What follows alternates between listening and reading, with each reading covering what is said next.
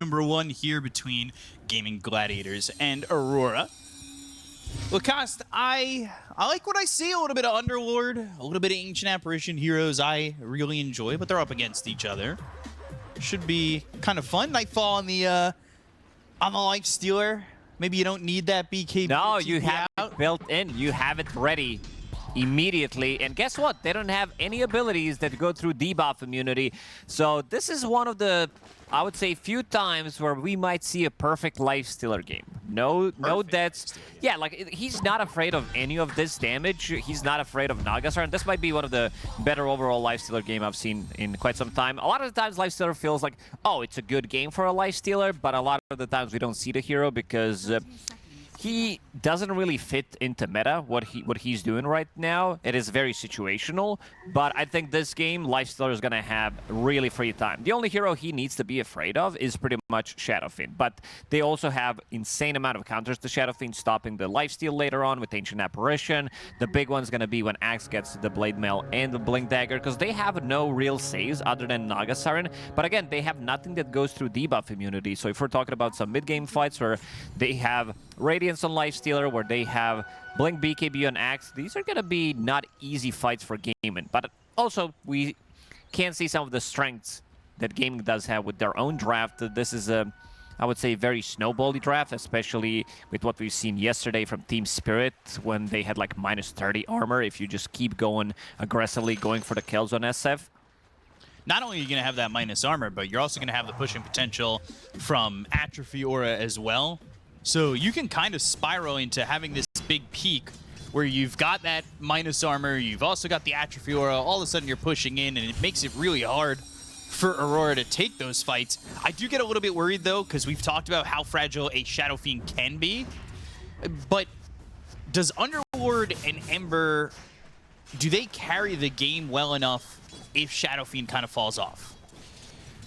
Yeah, not really. Depends also which build Ace is going to go for on Underlord. We've seen people try to go for the carry build from the offlane, especially on Underlord, but I think this time around he needs to be soaking up the damage. He needs to be the guy building into auras. I already see Vanguard as his first item. But again, this is a very free Lifestealer game. He's not afraid of any of these heroes, especially at the mid and late game. I'm just going to throw it out there. I think in this game, Nightfall, if he's playing it as he should, and he showed some really good performances so far in the tournament, this might be the game where he ends up with 0 deaths. Let's see if you can pull that off right now. The lane is looking a little bit tedious for Gaimin Gladiators. Tofu taking a lot of shots here from Panto, who has just been right-clicking him pretty hard, but on the other side of the map, they are getting first blood, and Watson will get that kill onto Mira. So giving up that first blood to the Shadow Fiend, never the greatest of ideas. But we've seen it a couple times with Shadow Fiend games. They play aggressive early enough to get at least on the right track. Mid matchup's interesting. Kiyotaka is dropping very, very low. Just got his bottle delivered. I think this is a matchup where you shouldn't die, but knowing that it's Kiyotaka playing in any kind of matchup, it might be somebody dying, because he's going to be pushing the limits, and Tofu coming in with the TP. Also have something in mind. This is a very interesting interaction, because Underlord, his innate ability is Invading Force, so after an ally teleports, they do get damage reduction, and you also have Nature's Prophet TPing in, so he gets the damage reduction, it works with it, plus he also gets the barrier. Significant TP in, too, because he was able to swipe that water rune on what Kiyotaka wanted to refill that bottle with. And all of a sudden now, this leaves the lane wide open for Quinn to just secure CS. He'll have a good couple of waves to grab, and now with Kiyotaka back, but Quinn's got himself a bit of a lead. And Toronto Tokyo now on the run from Watson, but able to survive. He had that stick, buying himself a salve and TPing back to the Tier 1 tower. Right now, going really well for Gaimin Gladiators. Mid especially. Curious to see if Tofu comes over again when we hit that 4-minute mark, and he's going to try and swipe that water rune one more time. He might need some help. Like, supports are not the best at rotating Panto as Ancient Apparition, because you really don't have the setup, especially pre-level 6 on Puck. You can't really do much to Ember Spirit. Shadow Shaman is definitely good, but not sure if they're going to be able to grab the kill on Ember, especially because Quinn is having that good of a time in the laning stage, sitting at 21 and 10. See Toronto Tokyo just back behind the tier 1 tower. Working on getting anything he can. He's 21 and 1, so for him it's looking kind of pleasant. Nightfall always sitting at about half health as Ace. He's found himself at 15 and 5, keeping up with Nightfall, and at least for right now, pretty content with where the lane is at. He'll be happy with that, and we'll hit that 4-minute mark. It will be a bottled water rune for both mid heroes. Nobody coming over to make the rotation to really stop that from happening, so Kiyotaka is able to sustain in the lane this time around.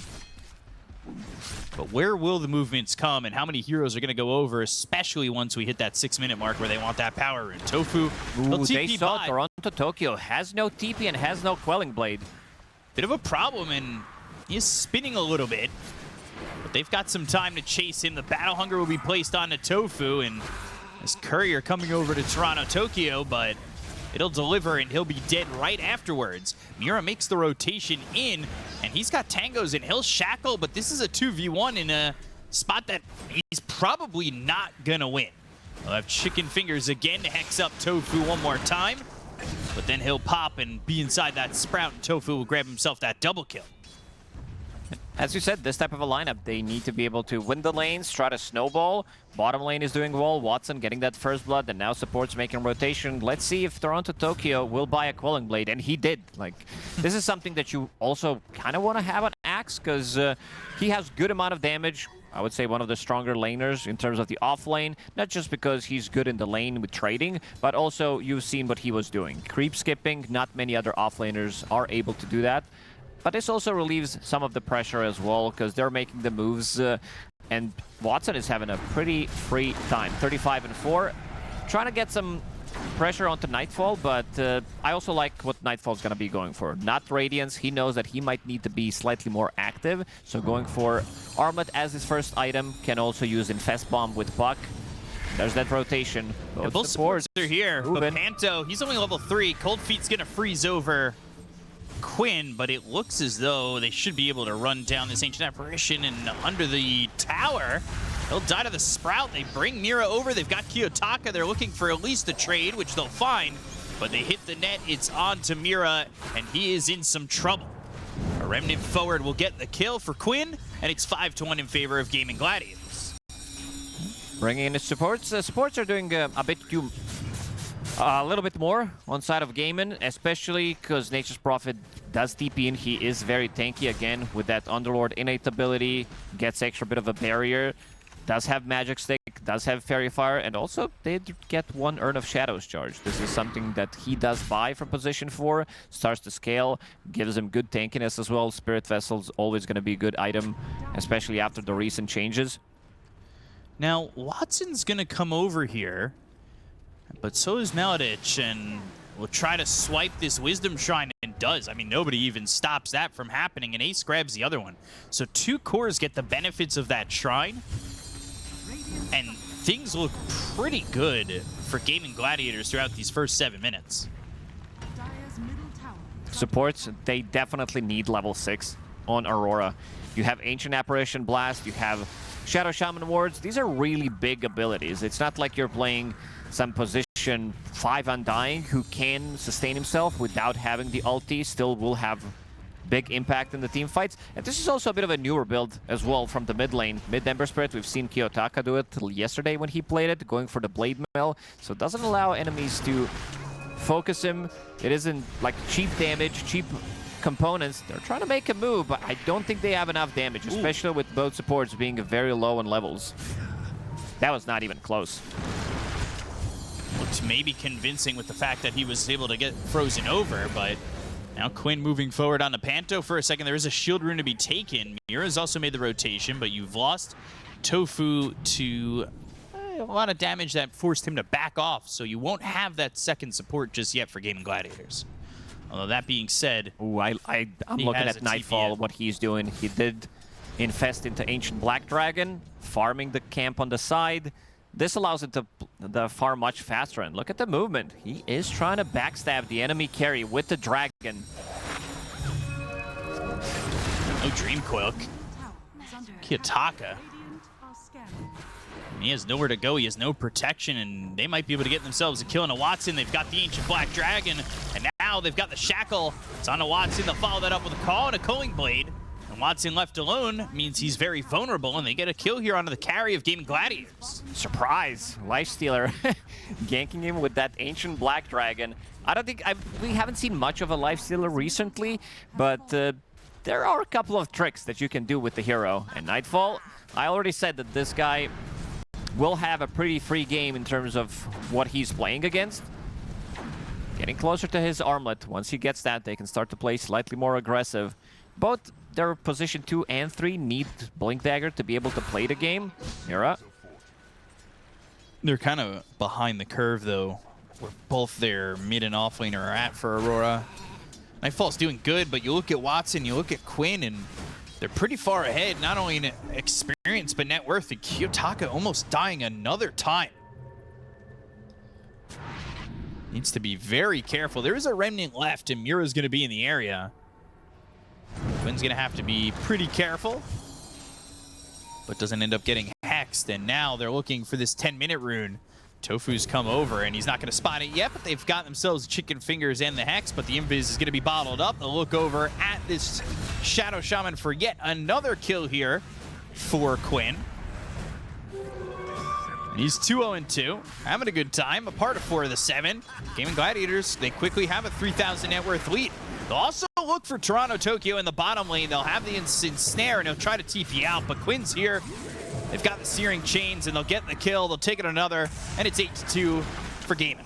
Too many roots, and look at the heal. Maledict dropped relatively low, and will go back up to full HP. This is the power of Nature's Prophet as the support. Can be anywhere on the map. Even though they did pick up both XP shrines, he's still not level 6. Tofu has been very active, involved in 5 out of 8 kills, about to crack level 6. So we'll have extra bit of a global presence, extra bit of a damage.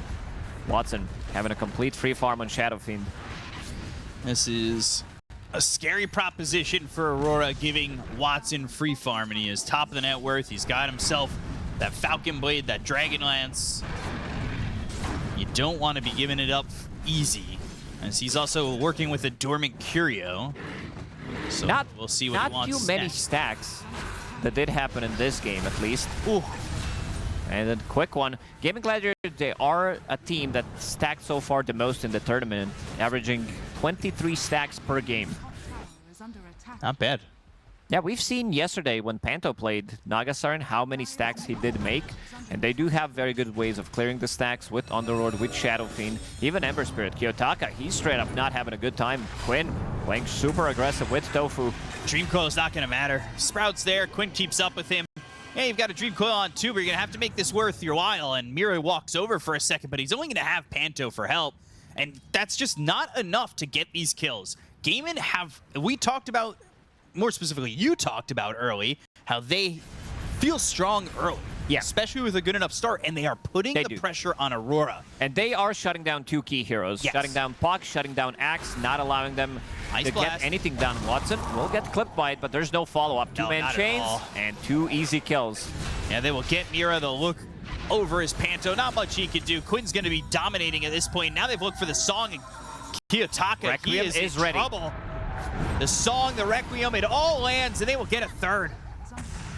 13-2. I mean, they are making it look easy around the entirety of the map. They've let Nightfall free farm the entire time, but they have made everybody else suffer. That's why I said that Nightfall might end the game, might lose the game, but might end the game with no deaths whatsoever. He is having a good time, but nobody else on his team is doing anything similar. I see that Toronto Tokyo has Blade Mail queued up, but I also think that he will skip this Blade Mail and try to get a Blink Dagger and then go back for a Blade Mail, because right now they can't really play the game. Puck is also shut down, and he's not going for a Blink Dagger. Puck usually needs one item in between. Sometimes it is Yule Scepter if he's playing against Orchid or too many Disables, but most of the time it is Witchblade. So still very, very far away from his item that he wants to get. So somebody will need to be able to start a fight. You need somebody to start the fight, because you do have Ancient Apparition on your team. that allows you to get kills at any point in the game. If you're behind 20k, just land an Ice Blast, you always have a shot to bring it back. Doesn't have to be a 5-man, but if you say you want to shut down this Shadow Fiend, if you could just land that Ice Blast to start, they have some initiator, then it's going to feel a little bit better for Aurora, but they have to put it all together. Problem is they really don't have, like you said, that initiator to start it off. They are going to come here with 4 heroes, maybe start with the Dream Coil and go after Ace. They've got the Dream Coil, that'll snap, which means the Ice Blast will land. They'll try to Fiend's Gate away, but he's dead.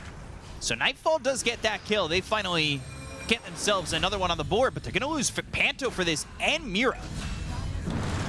It's a costly price.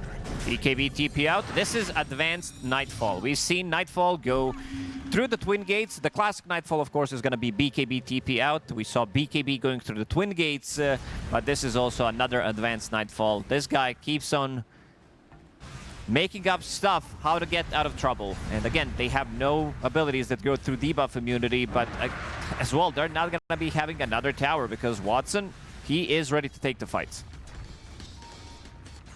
He's really enjoying his game so far. 15 minutes, 8k net worth. Oh, look at that damage. Aurora, 0. Nobody hit the tower. I think this paints the story of this game, how bad it is for them. Good news is it can only go up from there.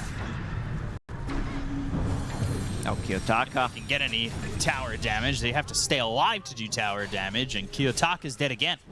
6-0-7 for Quinn. Nightfall 1-0-1, and they did get that kill with the Ice Blast, but that's all they got. And yeah, it was a kill on the Underlord, but they also paid 2 lives for that kill, and they need to find clean execution and clean pickoffs if they want any hope of coming back into this game. It's tough. Look, it is.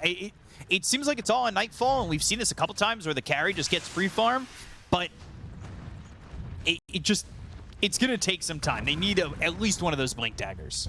This is one of those games where it does feel like you're playing 1v9 because he's the only one who's doing good. All 3 cores on top are from Gaimin Gladiators. There's going to be an Aura immediately after, so Puck's damage is going to be gone. Same goes for Ancient Apparition.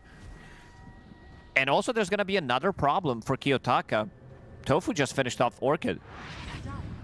He's very farmed. He's almost got as much farm as Kiyotaka. And this is a support nature's profiting off the aggression of Gaimin Gladiators. What do you do if you're Aurora? Tofu TPing in, or at least thinking about it to start, and there's that Orchid. They'll have the Searing Chains, there's nothing he can do, and now Panto showing himself. He'll try to TP away, should be successful. So it's just 1, but it is Kiyotaka again slowing down this puck. They have found Toronto Tokyo. And he will commit to the TP, and nobody is there to stop it. When I was watching Kiyotaka on camera, it's the same facial expression as when yesterday he was beyond godlike. Nothing changes. A leg up. Leg up. That, he's always sitting like that too. It's really good now. It's really good for your back. Oh, okay. Especially after you sit like that for like 7 to 10 years playing professional video games. Nightfall, he's toggling. Trying to survive. He needs to survive. Desperate to get away from this one, but the song committed. They'll have Tofu ready to go, but they are backing away. They don't commit. Ace was nearby, but they just don't want to commit for Nightfall. Interesting. Almost has this blink on Toronto Tokyo. He did infest into him, but you don't have this delivery system just yet.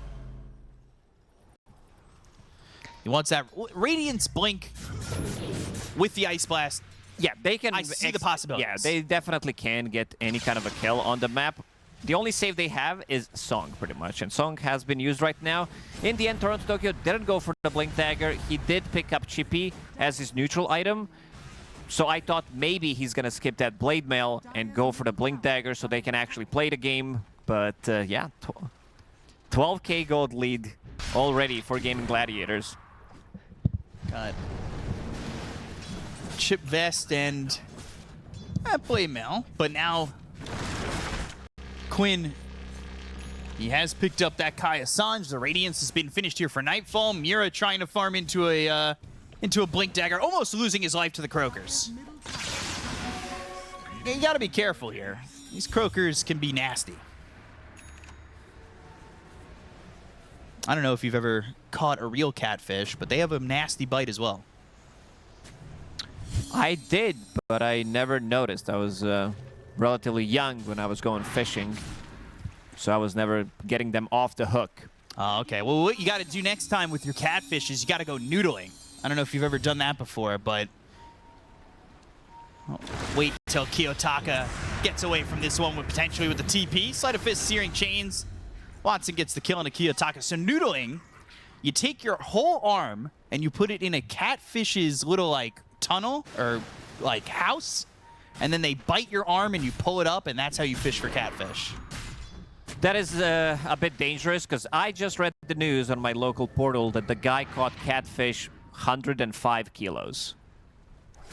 What is Why that? are you making the face? You don't even know what that is. I don't know what it could 105 be like is. 6,000 pounds or something. That's a heavy catfish. I really don't know.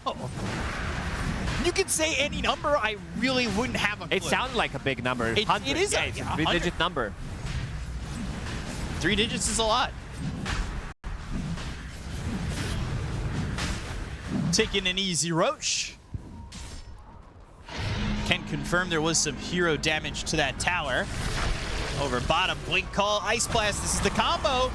It can get them at least a kill, but the question is... Nightfall, he does have Rage available. Much to ask for another one, and it kind of is. Toronto Tokyo is also going to die here, so it ends up being a trade with Panto now trying to run away from Tofu, but the Sprout is on the mark. Getting a second, and now Maladich running over at Amira. Nightfall will chase back this Naga Siren with the help of the Shadow Shaman, but Watson's coming over. Tofu's in here, Sprout again, and they're going to get yet another. So a 3-for-1. Again, the pickoff potential is there, but they continue to pay the price back. They get a kill, but they also lose 2-3 heroes every single time. This is the second death of Ace. I think he should be pretty happy about what they're getting after he dies every single time. Shadowfin, unfortunately, doesn't have that old level 15 talent where Presence Aura affects buildings, so the siege is slightly slower. It would be a bit OP considering that you can get up to minus 30-35 armor that we've seen yesterday when Yatoro did play it. Kiyotaka trying to hide and also changing his item build, understanding that this Yule Scepter is causing them way too many issues, so needs to play defensively, needs to buy Yule Scepter, which is again gonna delay his Blink Dagger. Yeah, delaying that Blink to survive the Orchid of Nature's Prophet. See if it ends up working out, because now they are down 15,000 net worth. It's 22-4. Still, Nightfall's having a good game, and they've shown the combo, but they need more. It is so tough for them to find a way back into the game that includes a clean fight. Ooh, this time they're gonna take the fight without Ice Blast. Nightfall. They still have the damage. Good kill on a Tofu. It's good amount of gold, but now they need to get out of here, and they've got the Pit of Malice coming out from Ace. And again, every time they get this kill, they give something up, and it's just... Yes, it's a give and take, but they need to take more. This is the better trade overall, because they only lose one. They get a kill on Tofu, who's worth good amount of gold. He was having a pretty big streak. He was 7-1-7. And also they managed to kill Tier 1 tower in the bottom lane. So this time around, overall, much better. They can keep executing this, keep delaying the game until both offlaner gets a BKB, and then their mid laner gets Yule Scepter, gets a Blink Dagger. Things are going to get easier for them if they can continue to execute these type of ganks without losing too much. Nightfall starts that TP and will get out for free. Just been able to rage TP multiple times throughout this game. They still have 2 minutes with this Aegis on Watson. Ace closing in on having himself that Aghanim Scepter. He's pretty farmed himself. He is right there with Nightfall. Watson is, of course, leading, but Ace has been all over the map, cleaning up any of these camps that he can. And You look at where he's at, 12.5 thousand net worth. With 2 deaths, I mean, his game has felt pretty easy, and he can join at any time when he's got the Fiend's Gate available in just 10 seconds. They have a lot of that with their global presence with the Fiend's Gate, the teleportation for the Nature's Prophet. If you're fighting around a Remnant, you can start with a Song. I mean, there is a lot here for Gaimin to really set them up for success. Again, Aurora making a good move, getting Tormentor for Mira, getting some kind of a trade, but look at the high ground. Tower is almost dead. The tower damage continues to rise. Oh gosh. Mira. He is going to be hit with that Pit of Malice, and the Wrath of Nature flies through to get the kill there onto the Shadow Shaman, dead for 30. Has buyback, but this bottom set of racks looking not long for this world, and an extra 205 for Ace here, helping to clean up these buildings at a bit of a quicker pace. Sages is going to expire in 30 seconds, but by the time that is gone, it might just be 2 sets of racks here. They have to defend. Nightfall needs to get back. He does have Manta style against that Orchid, and they need to go. Aegis, 20 seconds. Try to buy a little bit more time. Axe is ready with the blink. He's smoked. No BKB. Kiyotaka. They're trying to time it. Sleight of Fist, Searing Chains, locking up Nightfall. They've just got this Pit of Malice. They'll look for the Song, the blink forward. Watson, now on to 2 of these heroes. They're going to have Tofu coming over with a Orchid ready to go again. And Kiyotaka is gone. Serpent Ward's committed. I mean, the connection is on to Tofu, but he's force-staffed away from the Serpent Wards, and they just can't even get their hands onto that. Blink, good call with the Infest, but that makes them very vulnerable as they're going to have to start to run. Sleight of Fist, Rage in 2 seconds. On both the Lifestealer as well as the Axe. Trying to fight, trying to toggle. Watson, he's going to have himself an ultra kill. He'll look over for Kiyotaka, who will call GG as they fully get wiped, and Gaimin Gladiators take game number 1. Seems like all it took them to call GG was to kill Nightfall. As soon as he died, they understood that they have no business left in this game. Other 2 lanes bled way too much. Thank you, Tsunami. We'll see who does, in fact, take game number 2. Looking at this Terrorblade Medusa matchup, it's something that we saw yesterday between Spirit and Edge, and you know, I was looking at the builds here. It was an early Diffusal Blade for the Terrorblade up against that Medusa. Yeah, because Medusa wants to build into Manta style, wants to build into Mjolnir Aghanim Scepter, so that's a lot of gold before she could get into Butterfly, which does allow Terrorblade in that matchup to go for the early Diffusal, and we saw Yataro's mana completely gone in a matter of seconds if he gets focused down by those illusions. And this time around, Aurora, they have overall better draft. Panel did talk about the 2 supports who can make better rotations, secure the runes for Kiyotaka. Definitely agree with that one. Again, Nightfall is on a carry that needs a little bit of extra time, but this Batrider position 5, it can do well. Like, the supports are super aggressive. Malady is going to be the first point of contact. Yeah, Flame Break pushes him back towards Toronto, Tokyo. But the push away means that Starbreaker is not going to land initially, and Maladin's trying to get away. As Panto looking for First Blood will find it, but Watson might be able to get a trade here onto Panto. The chase is on. Maybe he wants Roche to hit him, and will, and Roche hits too will get hard. that kill. I thought he might use Blood Grenade before he dies on Disruptor, just to make sure that they are grabbing that kill. So we'll get any kind of a trade. But there was a nice interaction there between Electromagnetic Repulsion, very cool name of the spell from Disruptor, that pushed him into the Bramble. Yeah, pushed him away during the Starbreaker as well, which was very interesting. And not only that, but it's not exactly on the longest cooldown. No. Saw it twice throughout that fight. It's definitely something to think about. We've seen a lot of Dark Wills, and I feel like it does really well when you're trying to team fight for the side of Gaimin Gladiators here with the Terrorblade as well as the Disruptor. You throw in that Static Storm, you've got a Terrorize, and then all of a sudden, you've got a Metamorphosized Watson Terrorblade just throwing some heavy shots over towards Aurora, but the way they deal with that is definitely their pick-off potential, and they've got that in the forms of both potentially a Batrider when he gets a Blink Dagger, and this Tusk, who might go down a similar route with Blink Dagger too. We've seen it a lot from these Tusks.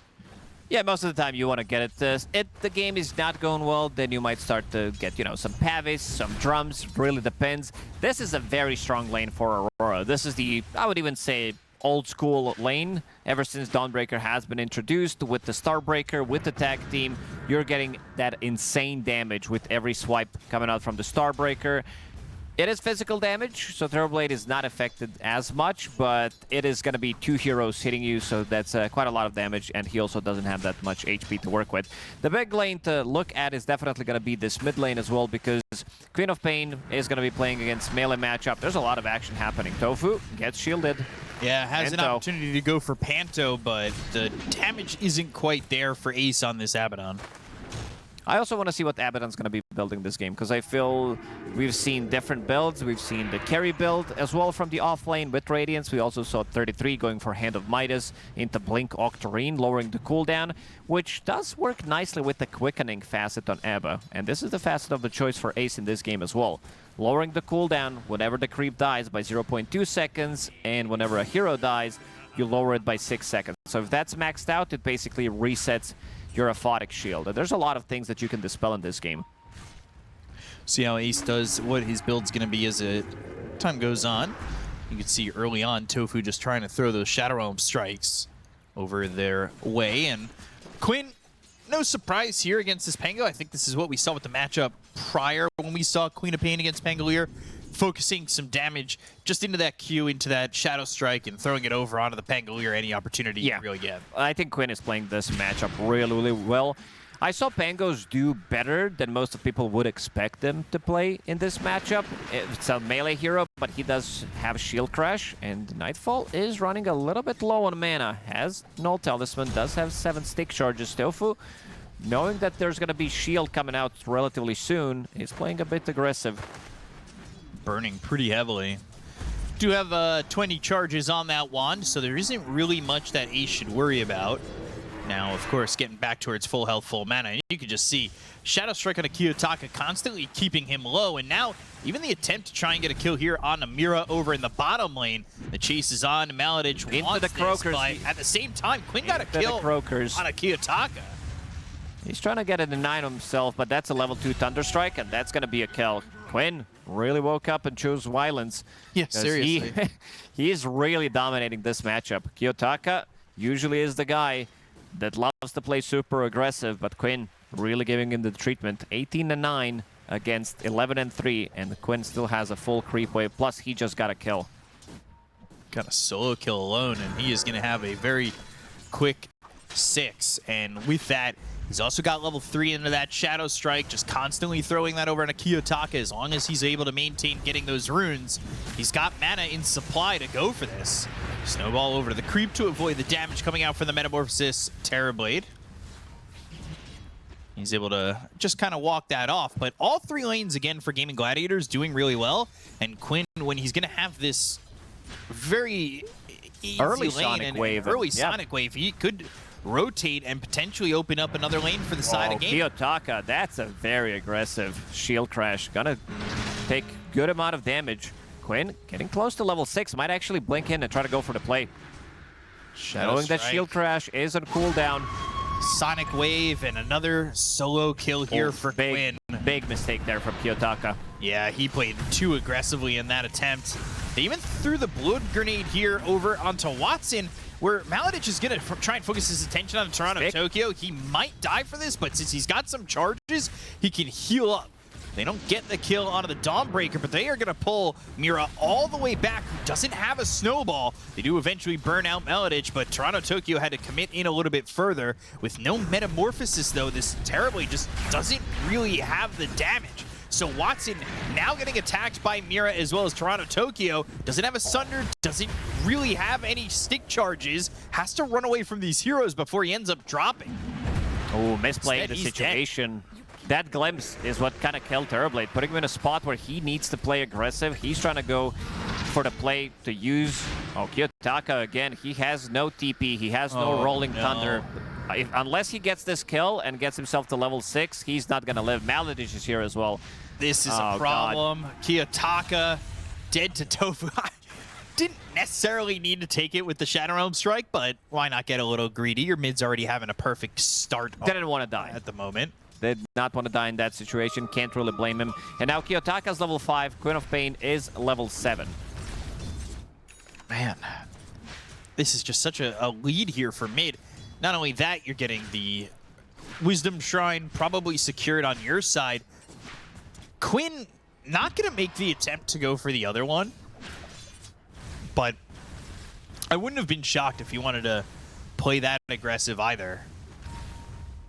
Instead, he'll stay mid and farm for free because there really isn't a world in which Kiyotaka can come back and kind of sustain in this lane. No, Kiyotaka's in pain. He is jungling at the moment. And this is going to be the catapult wave as well. They kept it alive for a long time. Good amount of damage onto the tower, nothing too crazy. But this also allows Quinn to get some extra levels. Maladich is dead to start, but Toronto Tokyo going to lose his life here to the Terrorblade. Watson gets one and honestly might start to clean up.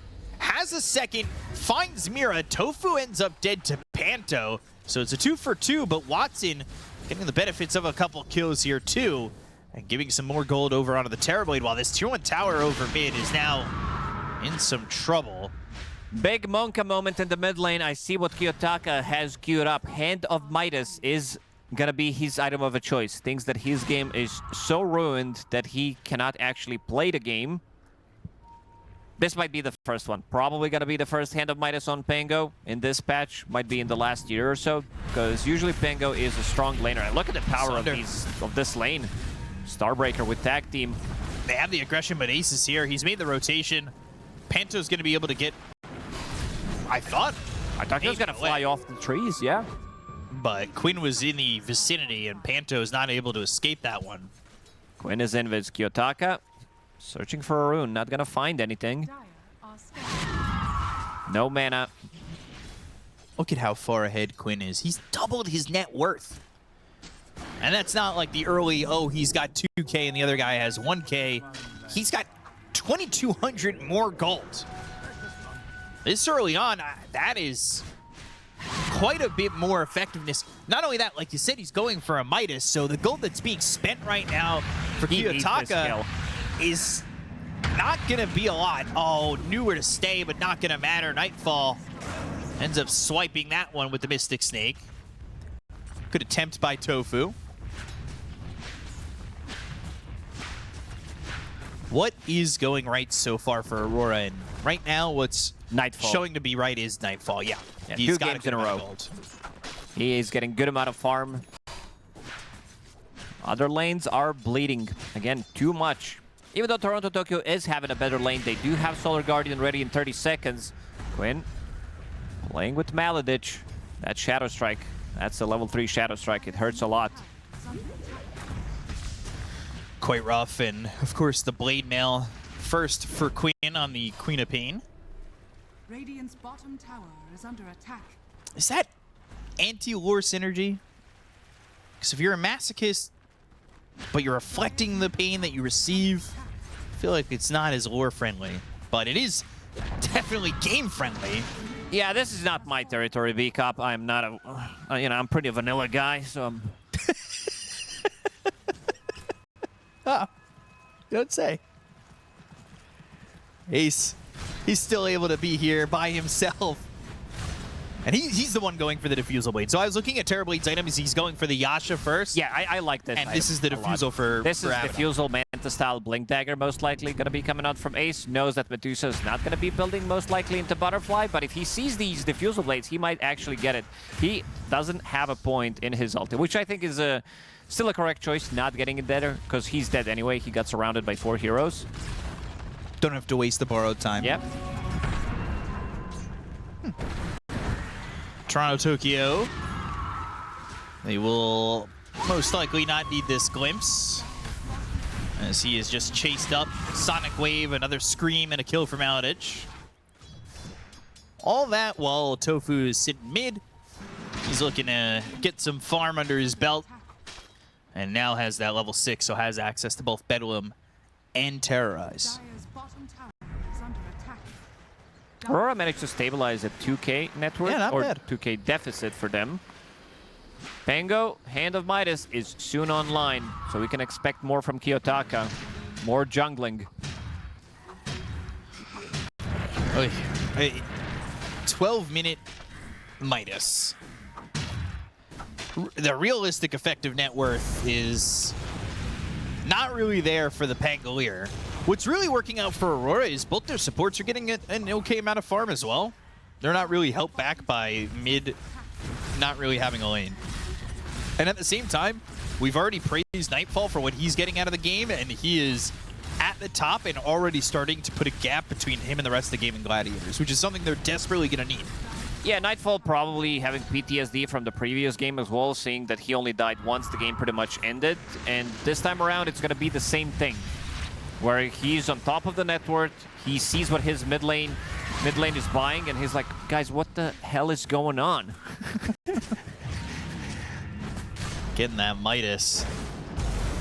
Looking at that item build, what the hell? They're trying to figure it out. And also, the problem with you buying Hand of Midas is you're not putting any pressure on the map, which also means that every single power rune is going to be going Gaimin's way. The scan did connect, so they knew something was cooking. Immediately TP's out to the mid lane. Oh. Tendrilled. Not going to matter, though. Their attention is on to Panto, where they've got the Bedlam and another kill for Gaimin. Only 11-7, and like you said, they are kind of cutting it towards 2,000 net worth constantly. Or at least the deficit. Played now soon for Toronto, Tokyo, but Watson doing Watson things and just continuing to farm up. As Watson continues to be watching the rest of his team farm pretty well. Immediately through the Twin Gate. Using the Twin Gates to come to the top. Goes back to bottom immediately. Getting quite a lot of farm on this TB. We'll see what he's going to decide to go for. Might want to see what Medusa gets after she finishes off Manta Style. Nice snowball dodge. At least for a second, but Bramble's going to catch him. Yeah, this is a problem. And another kill here. Quinn, mega kill streak. 14 minutes into the game. Do you get another defusal? Or is it just going to be Ace who's got the defusal for the side of Gaimin? Panto. And Glimpse back. That's going to be the kill. I'm down with them getting double defusal. But this might also force Nightfall to go for the item that he doesn't want to buy in this matchup. Go for the Butterfly. Because if you're going... Medusa, a lot of the times, does build into Butterfly as your second item after finishing off Manta Style in certain matchups. But against TB, you want to have that mixed damage. You want to have that magical damage coming up from your Maelstrom/Mjolnir, then get the Aghanim Scepter, and then start thinking about maybe getting the Bloodthorn as well later on, Scotty as well. These are all great items that synergize nicely with Aghanim Scepter, but that's also 20, 30 minutes down the line we're talking about. They're going to need something relatively early to be able to fight back. Yeah, because right now they're not fighting back as well as they probably like, and I mean, Blade Mail is not really the biggest. Look at the mini-map where they're farming. 3 cores, 3 heroes from Aurora are in the outer ring, trying to get any kind of farm they can. Just trying to stay away from Gaimin as well, because they're willing to dive into that outer ring, past the river, and find these kills. I mean, they know they have the advantage. Quinn is having such a good game that with his effectiveness right now, and especially now that he's got an amplified damage in his bottle, there's no reason for him to sit back and just farm. Panto spotted again. Cursed Crown will pop, and he'll try to get away, but Quinn is here, and will use that Blade Mail. Just staying inside the Firefly. But Panto quick, but is he quick enough? Drop it. Just get him. Sonic Wave. All right. Don't want to wait for another 5-6 seconds on Blink to be able to get him there. Ace doesn't have anything to stop the TP with, but Ace also deciding that this game might go slightly late and they might need another carry. They might get Nightfall. Yeah, there's a Stone Gaze, but Static Storm, can they stop his TP? Uh-oh, Bramble Nightfall. did connect. No way to stop that because the Bramble's connected like you said, and I mean, Ace, he's like, all right, you know what? You're going to TP out. I've got a defusal. I'm going to go for this Medusa. I think that first hit maybe surprised him a little bit and then just kept going. Knew he had some help from the rest of his team. Faster than the average. seeing Watson getting an insane amount of farm. We'll build into short next. That Demon Zeal. Remember when Demon Zeal gave you, I believe, 120 move speed, or was it 90? I gotta double check that. That was some insane number. Borrowed time's gonna run out. Lasso there, and that's a kill and ace. A good one to get for Aurora. However, they are losing a tier 2. Yeah, it was 100 move speed on Demon Zeal. Now it's only 60. Well, still a good amount. Panto dead again here. Tofu getting yet another, and they do finally pick up a defusal on Kiyotaka. Midas starting to afford him some luxuries getting into the next item. But they're losing these buildings, and this is something that I really like that they do here for Gaimin, is that they're not afraid to pressure these tier 2 towers early. It's not the biggest lead in the world, but 5K at 17 minutes is certainly enough where you know they're just hunting them down now for objectives. Mira in trouble. Has Snowball. Might try to buy a little bit more time. But that's about it. We'll die eventually. Just sit here and yeah, eventually Mira. Not many places to go to, and that will be a kill for Maladich. Just all over the map. It was 11-7 at one point, but since then, it's been 6 kills for Gaming. They've got quite the lead set up for themselves. I like that Watson's not building a real item yet. He's like, Dragonlance, sure. Because Medusa is not showing her component. As soon as she decides to show a part of the butterfly, he's going to be adjusting accordingly. Like, he's not going to be going for the Fusel Blade. Now he's thinking, do I need the item? We already have one, but if she decides to show that she's going for Maelstrom, he would definitely love to pick one up. Yeah.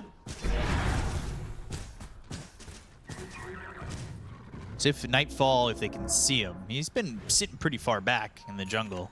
Really doesn't want to show himself too much, just trying to find farm outside of these lanes and not really give up his positioning. A couple of Searing Signets for the side of Gaimin Gladiators. Again, Panto in this off spot, but this time survives. Meanwhile, Static Storm committed onto Toronto Tokyo. Kiyotaka's going to go in with the Rolling Thunder. They will corral around Tofu, but Watson is here. And now they'll go for Toronto Tokyo, who throws in the Solar Guardian on top of the Terrorblade. Terrorize still can't get it off. Get the Sunder even with the Terrorize. They inhibit Mira. They're going to try and kill off this Tusk. They'll at least get that, but Ace, now with no borrowed time, he's dead too. This is really good for the side of Aurora, and if they can get Quinn, it is such a big comeback fight for this Dire side. Ooh, overextending there a little bit.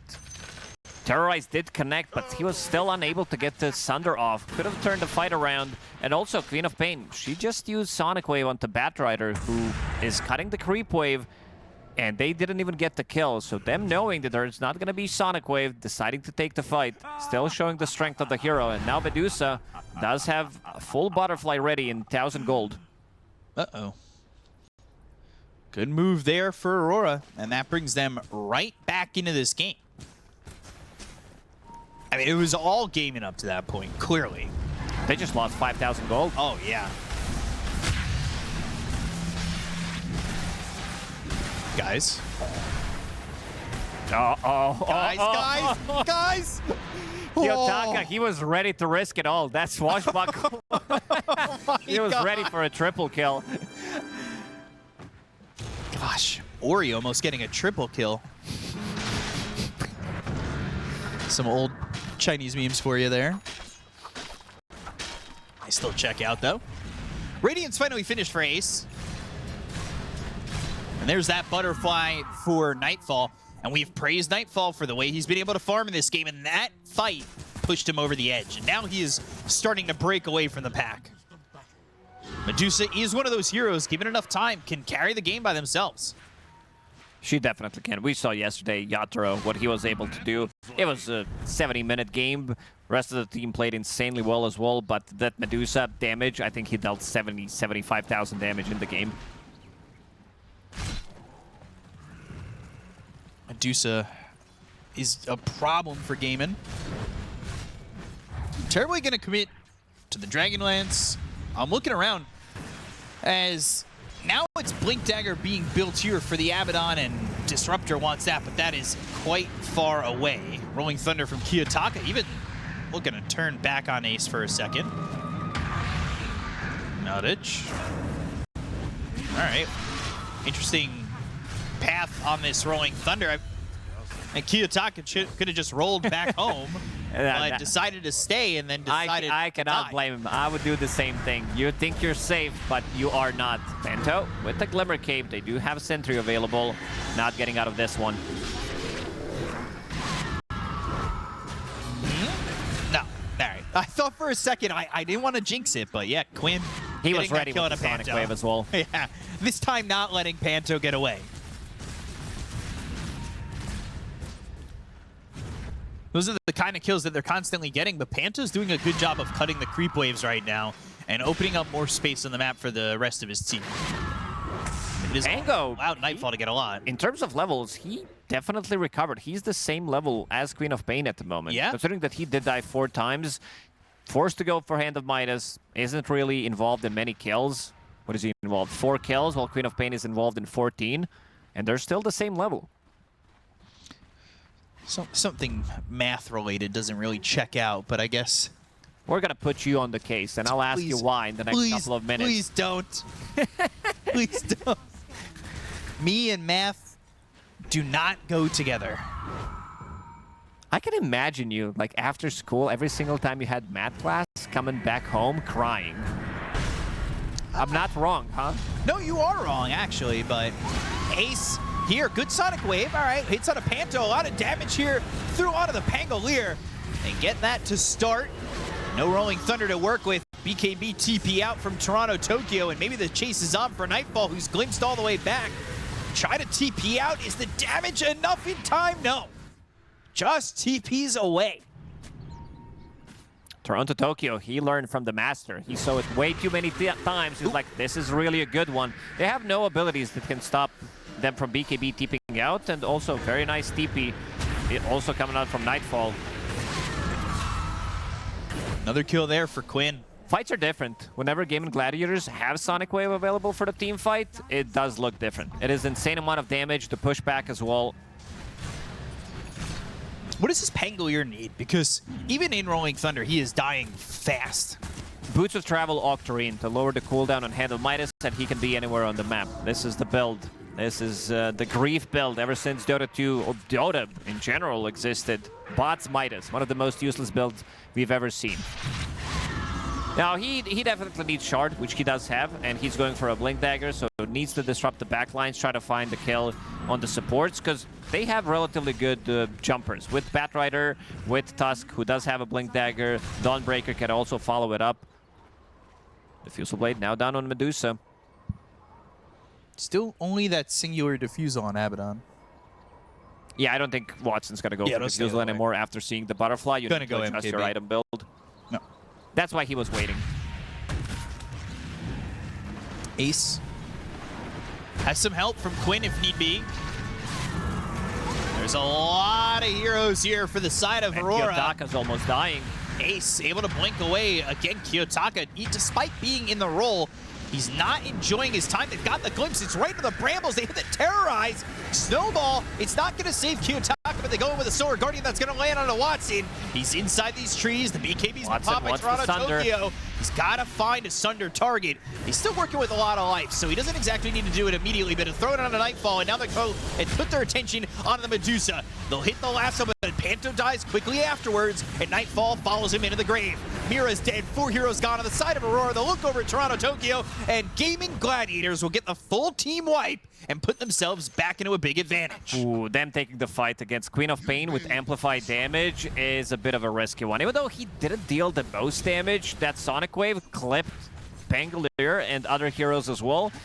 And Pango's just really not doing much in these fights. Even he has no Blink Dagger, so that's a bit of a downside to it. But when he uses it on him, he doesn't feel comfortable getting close, knowing that he can die to Terrorblade. And also, even with the Sunder like this, where he removed 200 HP on Medusa, this is not the Sunder target you want to go for, because you're kind of getting half of the value, using it only to heal yourself. And there was a nice Hurricane Pike from Watson, getting out of the trouble there, trying to dodge the Solar Guardian. You can see Quinn just kind of figuring out who he wants to target, because they've got the BKB on Toronto Tokyo as well, and there's the Sunder. Yeah, so Blade Mail, focus Nightfall. Can't really attack the Blade Mail target, and he's life-stealing so much off of it. This is also pre-Aghanim Scepter on Queen of Pain, and I believe he does have it now. Plus Shard, he's gonna get in another 1,000 gold. Gonna be much more difficult for them to play the game. Pango, just no impact whatsoever from him. A lot of stress here. You can see Toronto Tokyo showing some emotion, but then we go back to Kiyotaka's POV, and I don't think he's moved this entire game. Ooh, Melody, I'm not sure if he lost vision. Could have tried to glimpse him back. Rolling Thunder was about to expire.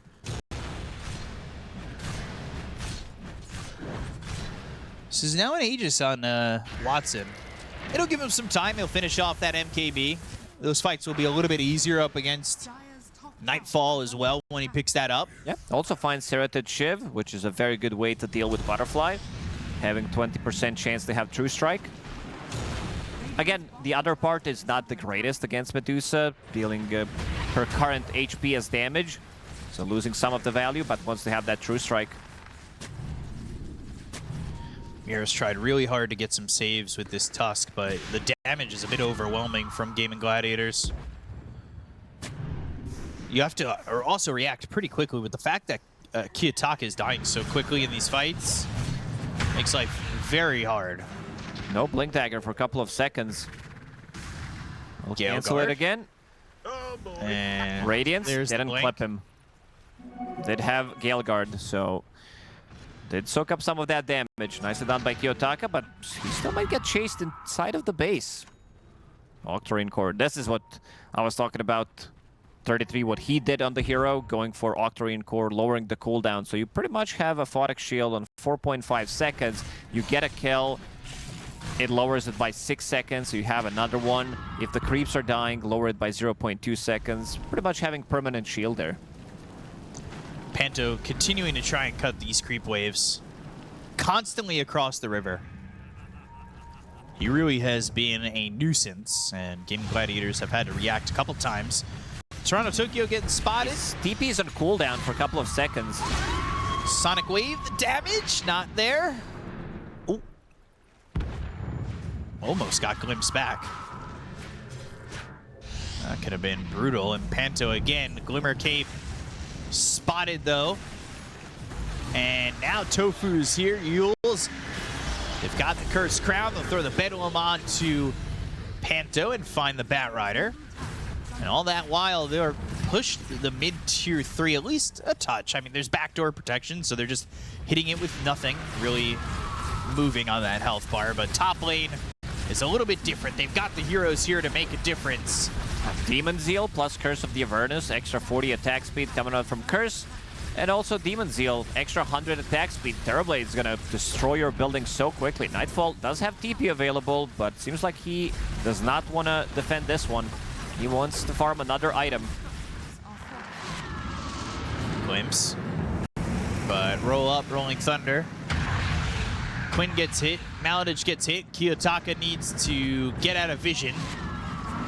Be very careful. Glimpse was on cooldown for another 5 seconds, but if he was not able to get back into the base, that could have been a problem if he took a little bit more time to get back there.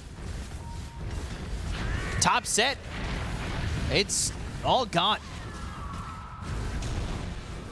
Aegis still more than a minute on it. So they can continue to push. Meta, already half of it used. A bit low on mana on TV. Might want to watch out a little bit. But has an Aegis. So no real fear of dying. At least the first time. Flame Break. Shards, well placed. Static Storm in a good spot. Meanwhile, Dawnbreaker is still bottom, but Maladich is dead. Solar Guardian thinking about it. Watson, Swashbuckle comes through from Kiyotaka, and the Flame Break lands on a Quinn. but still working with an Aegis for 30 seconds, so they'll back away with no more disruptor. Watson wants to heal up, maybe to get the Sunder off. Queen of Pain had Region Rune available. It's an insane amount of damage. Whisper of the Dread on Queen of Pain with Vampiric, so she's gonna be life-stealing a lot. With her right clicks, with the spell lifesteal, with her Blade Mail. Add Region Rune to that, and you can see the damage numbers. Of course, Queen of Pain is gonna be there on the top, and you can see how big the pure damage is also coming out from her. Some of these Sonic Waves did connect onto multiple people. Yeah, it's a decent chunk of pure damage. Kiyotaka would love to have this Ags. There's that Eye of Skadi for Medusa. Again, Nightfall, he gets the farm, but he needs support. He needs a supporting cast here. Yeah, in terms of items that you want to have when you have like Medusa, you want to have some Solar Crest eventually. You want to have maybe Vlad's as well. This is what DB also likes to have in the team, but there are none of these items, at least not for Medusa. Maladich, he's dead to Nightfall, who's in this Static Storm still. Quinn focusing his attention onto Nightfall. Now with the Blade Mail, Snowball goes over towards Ace, and now they've popped this BKB. Mira, who can he find? Who can he help out? Toronto Tokyo going to be hit by the Cursed Crown, and instead they'll look to get this Dawnbreaker. They'll at least get one after all is said and done. Very difficult fights. Medusa also doesn't build into BKB, so this Blade Mail is such a valuable pickup. And if you're playing some of the longer fights, Gaimin Gladiators, they're gonna get on top. Seems like they need to get stuff done during the Rolling Thunder, during Dawnbreaker ulti and Lasso, but most of these abilities are not even used in the previous fight. Because if you reset, if you're playing the long fight with Queen of Pain, multiple shields on Abba, you can get double Bedlam, Terrorize, a couple of these reflections, most importantly Shadow Strike with Aghanim Scepter on Queen of Pain. Eventually, you're just gonna lose the damage numbers. Tofu just blinks right in front of the Medusa. No fear from Tofu at all. Borrowed Time is popped by Ace and Kiyotaka in their face, but Cursed Crown gonna pop. He's stunned for the moment. Quinn goes in, Shadow Strike thrown, and Ace feeling very tanky. They get the Static Storm out, the Kinetic Field, it does connect. They'll have a Cursed Crown. Can they get the damage out on the Nightfall and get the kill here on the Medusa? Looking likely. He was trying to get the Snowball save, but he got clipped. And this Medusa to get the kill, and GG is called. Gaimin Gladiators, they dominated 2-0 over Aurora. Man, Quinn dominated this matchup twice. 2 times in a row. First game was pretty brutal, didn't die a single time. In this second game, he did die once, but overall, this was what...